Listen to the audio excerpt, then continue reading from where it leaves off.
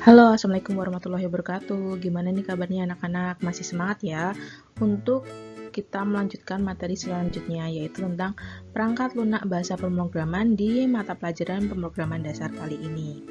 Nah, setelah sebelumnya kita sudah mempelajari kompetensi dasar 3.1 yaitu tentang algoritma. Sekarang kita akan lanjut ke kompetensi dasar yang kedua yaitu 3.2. Kita akan memahami perangkat lunak bahasa pemrograman, dan yang kedua, KD yang kedua yaitu 4.2, kita akan melakukan instalasi perangkat lunak bahasa pemrograman. Tapi untuk pertemuan kali ini kita akan fokus di KD 3.2 ini. Oke, sebenarnya apa sih perangkat lunak bahasa pemrograman ini?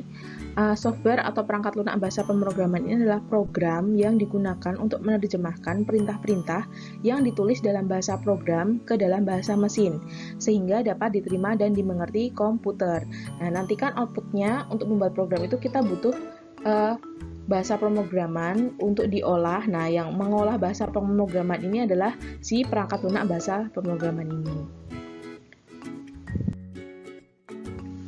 Software ini atau software perangkat lunak bahasa pemrograman ini berfungsi sebagai translator atau penerjemah antara bahasa pemrograman dengan bahasa mesin.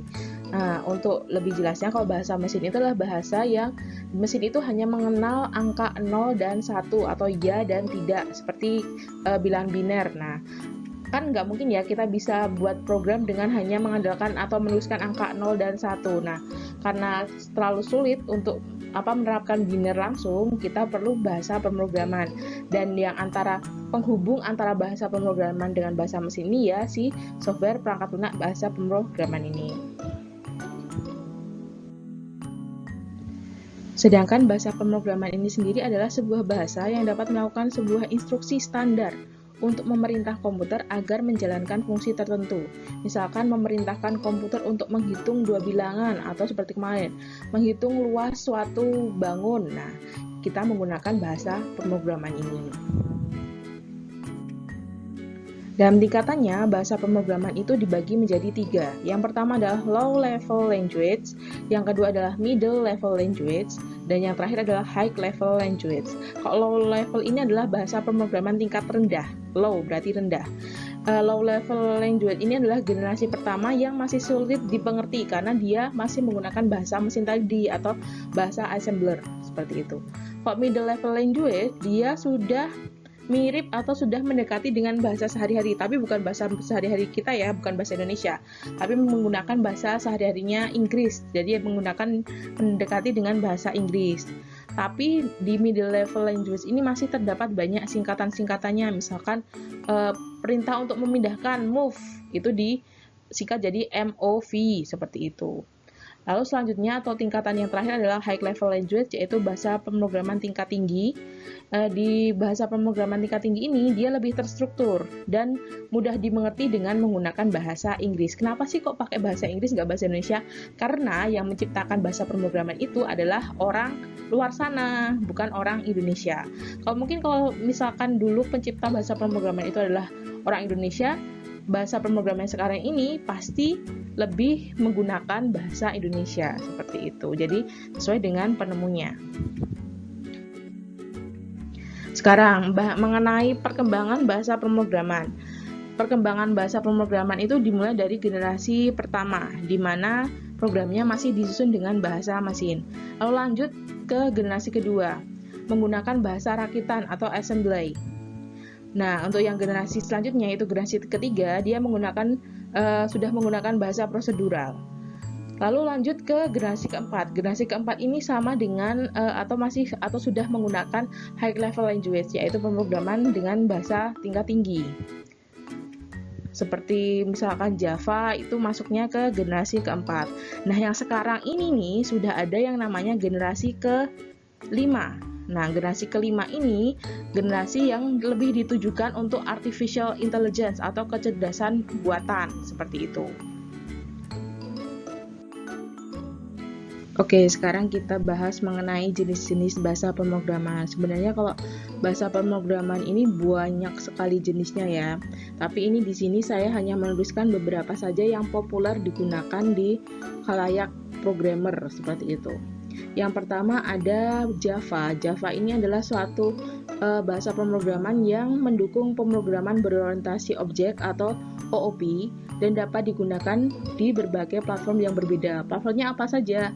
Dia bisa membuat program di atau dengan platform desktop atau komputer. Dia juga bisa digunakan untuk membuat program di Android atau smartphone. Jadi dia banyak sekali kegunaannya. Lalu yang kedua adalah bahasa C. Bahasa C ini adalah salah satu bahasa yang paling awal ditemukan dan digunakan. Tapi dia merupakan bahasa dasar yang populer untuk dipelajari. Hingga saat ini dia masih dipelajari, banyak dipelajari. Selanjutnya ada bahasa C++. Seperti namanya C++, dia adalah pengembangan dari bahasa C. Kalau bahasa C kan dia belum mendukung OOP atau pemrograman berorientasi objek. Tapi kalau di C++ ini dia sudah mendukung dan ada penambahan fitur seperti kelas dan fitur-fitur lainnya. Selanjutnya ada bahasa pemrograman JavaScript. JavaScript ini dia banyak digunakan untuk pemrograman website. Dia dapat menambahkan fitur interaktif pada halaman web dan aplikasinya. Lalu selanjutnya ada PHP. PHP ini bukan pemberi harapan palsu ya, beda. PHP ini adalah suatu bahasa pemrograman yang biasa digunakan untuk mengembangkan website dinamis, di mana website itu bisa mengolah data, seperti itu. Jadi bukan tampilan statis saja, dia bisa mengolah data sehingga kita bisa memanfaatkannya untuk program-program yang lain.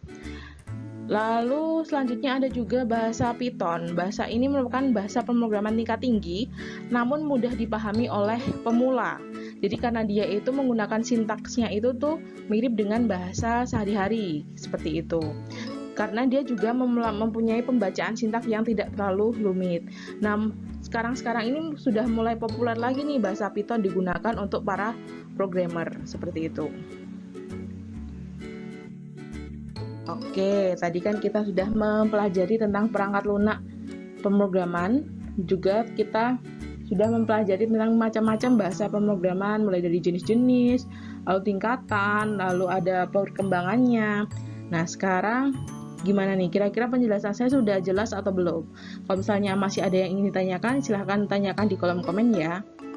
Selanjutnya, kita masuk ke tugas hari ini.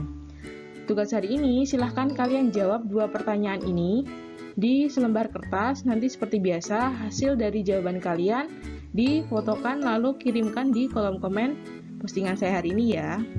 Oke, sekian penjelasan dari saya. Kalau ada pertanyaan seperti tadi, silahkan tanyakan ke saya di kolom komen. Sekian, wassalamualaikum warahmatullahi wabarakatuh.